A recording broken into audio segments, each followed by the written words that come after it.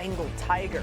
A couple of experienced quarterbacks, that's a nice way to say it, will be front and center in Cincinnati. Some news on the Bengals side to get to as well. We will get to that actually right now. Jeremy Fowler is in Cincinnati joining us now. Jeremy, the Bengals fans were hoping Trey Hendrickson will be out there tonight, but you just got some breaking news on his status. What do we need to know?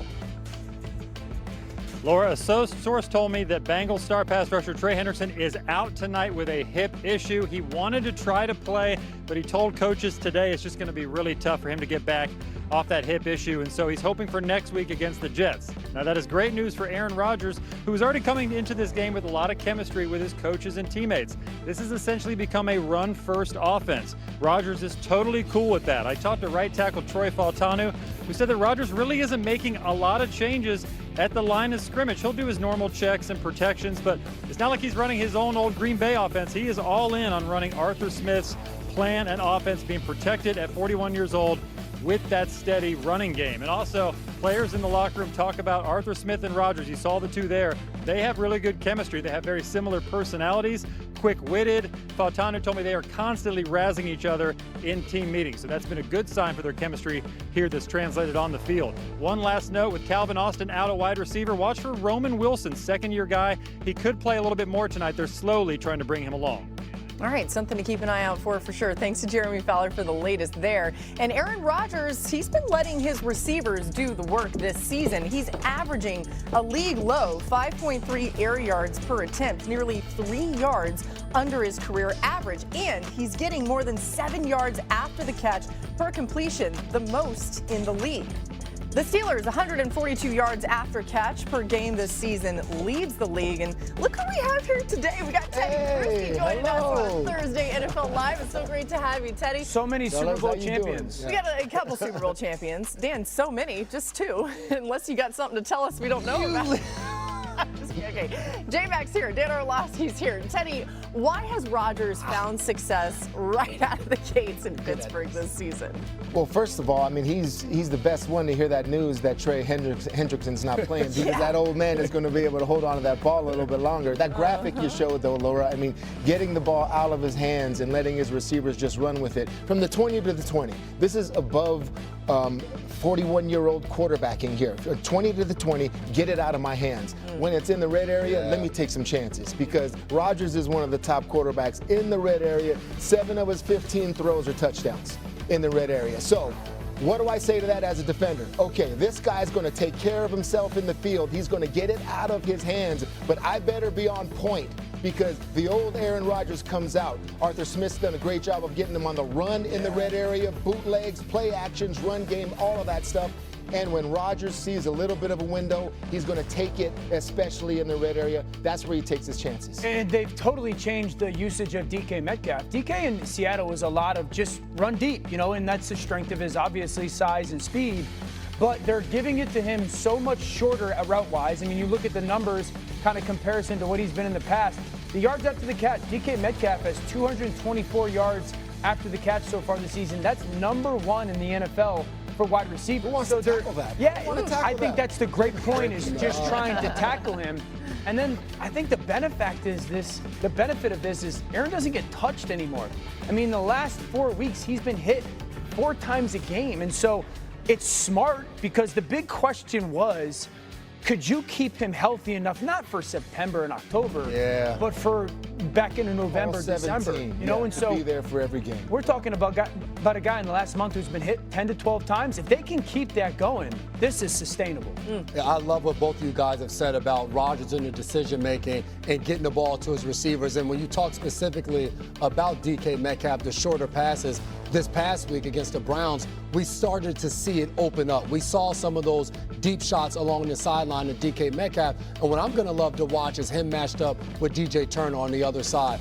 DJ Turner hasn't gotten a lot of love as we're watching DK Metcalf go down the sideline. And when you're doing those short passes, you open it up to have those opportunities when he's singled up on the outside. DJ Turner last week matched Romeo Dobbs, 4 pass breakups. He's matched up against Justin Jefferson. He's matched up throughout the course of this season. They feel like they found something with him. Jameson Williams, when they played against the Detroit Lions. To me, this is one to watch in the game tonight when you're looking to see, all right, DK Metcalf's going to be out there. where you're going to see DJ Turner on the opposite side of him, and he's a guy that's made plays for them on defense. If they're going to play Turner one-on-one, Aaron's just going to throw him the ball. I mean, that's kind of what their pass game. How many guys in the league can cover DK one-on-one? And then tackle him. Yeah. And then tackle him when he gets We win 50-50 of it. We watched Sertan do it last year when they played him, and he did a really good job of covering DK. You need a guy that has that size and that physicality, to your point, to be able to match him. We watched DK Metcalf in the run game pump some corners. Yeah. So you got to go out there and have the right mindset against him. Metcalf leads all wide receivers with 224 yards after the catch this season. Even if you thought you brought him down, he probably is still I want going. no parts. All right, let's get some top stories in here now as we bring in Jeff Darlington. Jeff, what can you tell us about Puka Nacua? Yeah, well, some good news in terms of Puka Nacua's ankle injury in that it doesn't feel like it's long-term. The bad news, it does feel like he's going to miss this upcoming game. He has not been ruled out. He's still considered day-to-day, but the Rams are traveling to London, make it all the more difficult for him to be able to play. I thought Sean McVay had a very good quote. He said there's a difference between return to play versus return to performance. You want to make sure that he's in a position to succeed. It feels like he's still a little bit away from making that return. Meanwhile, Ceedee Lamb does actually look like he is tracking toward a return to play. We don't know that for sure yet, but limited in practice. He was out there again today, so it is trending in that direction after missing the last 3 games. Again, we'll watch closely today. I think this will wind up going into the weekend, but it does feel like Ceedee is tracking toward playing. Mike Evans, meanwhile, also looking like he could return to the field this weekend, which would be huge news for the Bucs. They are impressive considering the litany of injuries that have faced this wide receiver room. Emeka Egbuka, the latest to go down with a hamstring injury that will keep him sidelined. Chris Godwin also out. But Evans now able to make the return. Laura, the crazy thing about this is the Bucs, the best record in the NFC, have never had those 3 wide receivers on the field at the same time. If and when they do, man, dangerous team. Yeah, it does make you think about that, right? They were telling me that Mike Evans has been in all the meetings and everything this week, so a good sign. Baker Mayfield was just asked about how they've managed such a hot start without all their players. We're sitting at 5-1, and you look at, the only interception I've had is when we lost. So you look at that, I look at how do we win, and that's what I'm worried about and focused on. So our team, I believe in it. I said it from training camp. I like the young guys that we have. I like the people we have. Obviously, it's never ideal when you're having to move people around all the time. Don't get me wrong, but nobody cares. Nobody feels bad for you, so you got to find a way to make it work. Just to cap that off a little bit of what's going on in Tampa is so abnormal in the NFL. They've had the most offensive line combinations in the league this year, yet 5-1. They have more guys than anybody in the NFL with 10-plus targets at pass catcher, tight end, running back, yet 5-1.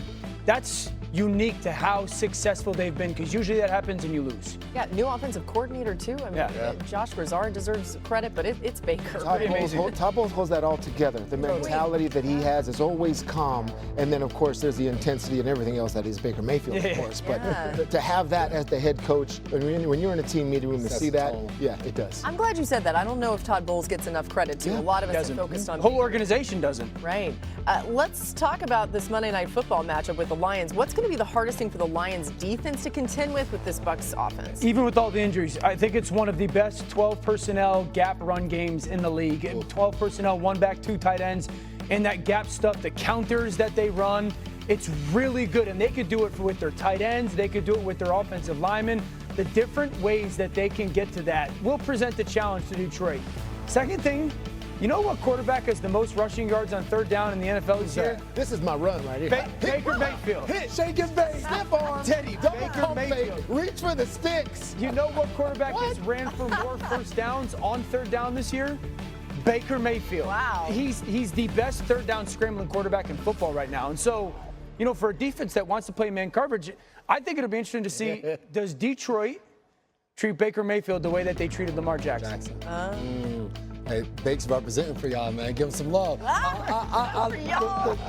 that you said the gap run scheme, and what I've learned from you being able to work for you the last 2 years, you always talk about within those runs, how do you marry them up to go out there and pass the ball? And when you look at Tampa Bay and what they're able to do, you talked about the gap schemes. You're going to see right here, both tight ends. One's off the ball on the right. He's going to come in motion on the left. He's the kick-out block. They're also pulling the right guard. This is in the first quarter of this football game to start the game, running the ball to Rashad White, getting him the ball. GF counter, guard and F tight end. There you go, right there, the offensive perspective. Now, if I'm on defense, I'm out there, and if I'm in the middle of this play earlier in the first quarter, I'm going to blow this thing up. So now they're coming downhill. Only difference, Baker was under center, now he's in the pistol. Watch the way the defense reacts to this play action. All 4 of those guys are all flying up the field. Now, look at the open area. Cade Otton on the outside. He's able to dump the ball up for a plus 20-yard gain. So when you talk about the gap run scheme, it also opens up the pass game, and that's the answers to the test for the quarterback because now it makes it extremely easy for you. And all that, fellas, negates defensively if one of the things you do if you're Detroit is, you've got Hutchinson, you've got Al-Qadim Muhammad with 3.5 sacks. It's like, okay, when will we ever get to rush the passer? So one of the rare times I've ever said this in terms of defensive scheme, it's like I'm going to Jared Goff actually as a player on defense during the week and say, man, we need 35. Because he is going to have to score.